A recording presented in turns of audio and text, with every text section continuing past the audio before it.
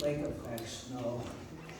It was kind of slippery, so having this car was appreciated. Secondly, I'd like to share with you a letter.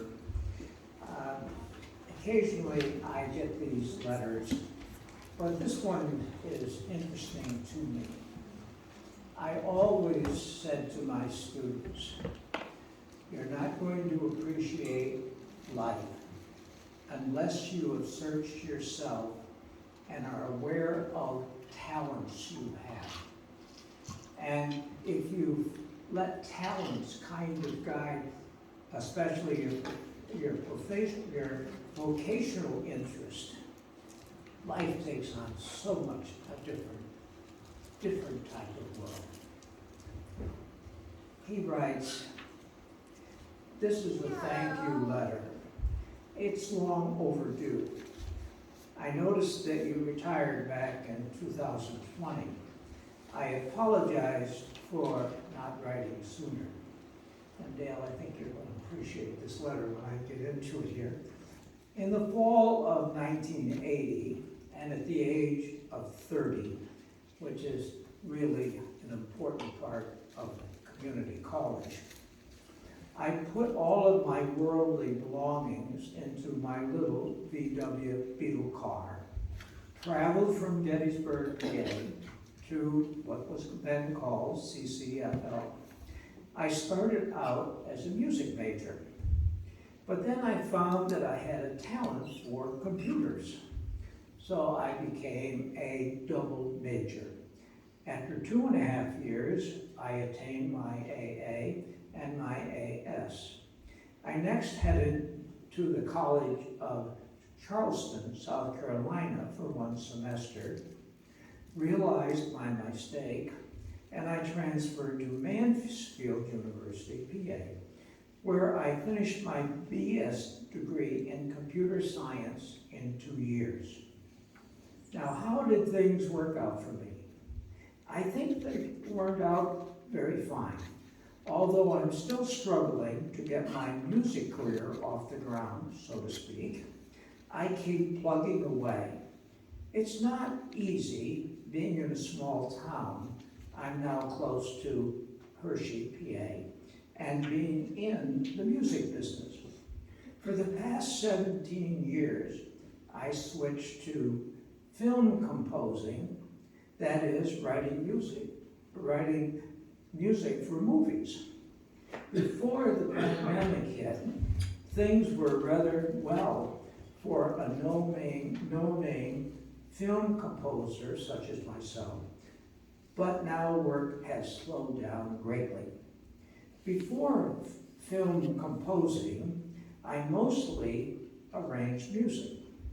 Some of my arrangements were played at Carnegie Hall and Avery Fisher Hall.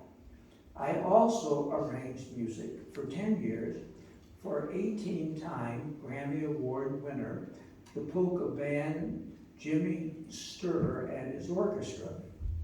I have managed to score over 60 films, mostly shorts and mostly on the East Coast in England. I have only scored 1 film short for a director in Los Angeles. It was a silent film short called Doctor, about a man who goes to a doctor to be cured of hiccups. The film won the Award of Merit at the Film Shorts competition in Los Angeles, and I managed to get a statuette for my work. If you want to know more, you can go on my website. I'm going to keep trying to break through until May 18, 2023. On that day, I will have been on the outside of music business, trying to break in for 50 years. I figure that is good enough try, and will be time to move on to something else. I'm closing my business card. At least I have a business card, so I am indeed trying. However, my computer science degree brought me much more success. By the time I retired at the age of 60, I had become a senior computer systems engineer, senior systems administrator, and senior consultant. Level 3 for the EDS Corporation, and after HP brought EDS for HP Corporation. I retired early to care for my mom, who passed away 8 years later from Alzheimer's disease. That was quite an emotional experience. I miss my mother very much. When I left Charleston, I came to Canandaigua, New York, for the summer to find work and rent a room where I rented when I was at CCFL. I was able, I skip down. There's a part here I really want to speak. I see that you served as pastor of the Refsville Congregational Church. I like that little town. I even have a book on the history of the little town called America's First Rushville by Robert Moody. When I left Charleston, I came back to Canandaigua, New York for the summer to find work and rent a room where I rented when I was at CCFL. I was able to get a job supervising a group of young workers funded by ECETA. Our job mostly consisted of repairing old gravestones that had been broken by a myriad old gravesites. This was hot work, but I got through it. Although I was the supervisor of young men, my supervisor was Mr. Moody, mentioned above. He expected the team to work hard, but he was always nice to me. Perhaps you might have met him at some point. Many of you who had Mr. Moody as a teacher have told me those words, that he was nice, but he was hard. I could go on, but I will finish this letter. What I've been trying to say is that I appreciate who you are as a person and the encouragement you gave me back there when I started at the college. There is no way that you will remember me, that is true, but I have a pretty good idea that I'm not alone in appreciating you. May you live many more years, and may they be happy and all that you want them to be. I was very impressed with him because he was following his talents, and it's worked out beautifully for him.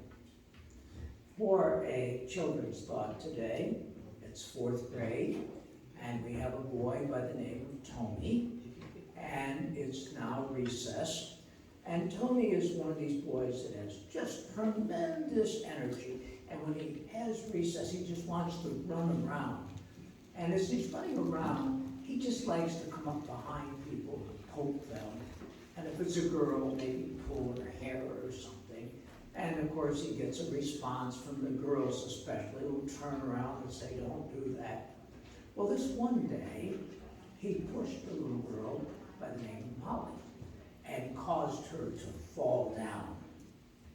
Another little girl by the name of Alice saw this, and she ran over and she said to Tony, "You pushed us enough. You've got to stop this. How are you going to make me? First, I'm going to tell you what I think about you. You're dumb, you're stupid, you can't even read, and they ought to have you in 1st grade." That made Tony very angry, and he started towards him, or Alice. But what he didn't know is Alice had been taking boxing lessons. This is a true story. And when he came close to her, she took her fist and hit him right in the stomach as hard as she could. And when he went down like this, she took her hand, bang!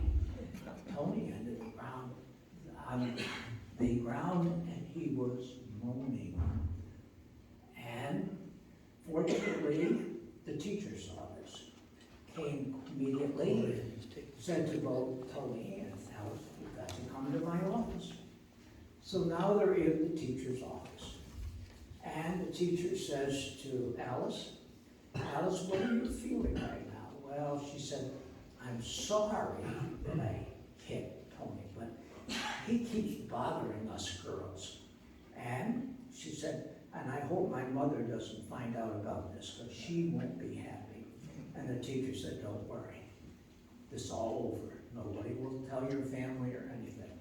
But then she turned to Tony and said, Tony, how are you feeling? And he said, my tummy hurts. And also he said, she slapped me. That makes me angry. And the teacher said to him, Tony, why do you run around and have a need to push girls and pull their hair? It makes me feel good. Well, she said, your days of feeling good are over. If you do that again on this playground, you will have to sit in your classroom because you won't have any recess. But Tony, also, you have to understand something else. Now you've got a problem. What are you going to say to all of the kids out there who are now going to make fun of you? They're going to laugh at you. The boys are going to especially remind you what a little girl did to you. How are you going to answer that? All of a sudden, bingo, you got into his mind. You got him to thinking. And the teacher said, all you have to say is to those boys that especially are going to kick you, don't mess with Alice. Maybe sing our song.